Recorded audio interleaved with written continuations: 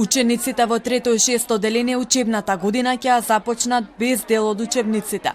Сега тие се во фаза на одобрување во Националната комисија и не се знае кога ќе бидат одобрени, пошто би биле испечатени во доволен број примероци, а потоа дистрибуирани во училиштата.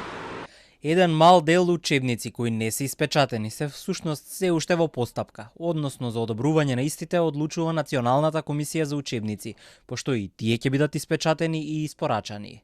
До тогаш учениците ќе користат помошни материјали, изработени од страна на Бирото за развој во образование.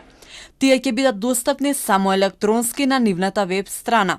Училиштата треба да одлучат за нивното печатење за кое не се знае кој ќе треба да плати.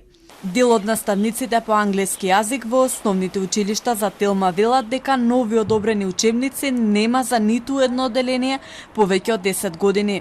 Учебниците што сега се користат се во лоша состојба.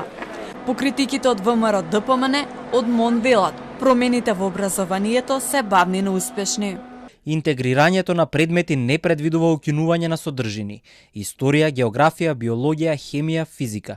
И натаму ќе бидат дел од науките што ќе бидат соодветно застапени во наставниот план за основно образование, а ќе ги предаваат наставниците што и досега ги предаваа овие предмети.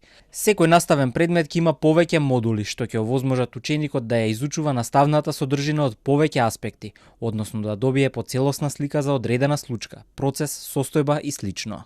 Минатата учебна година по некои предмети немаше учебници до крајот на школската година.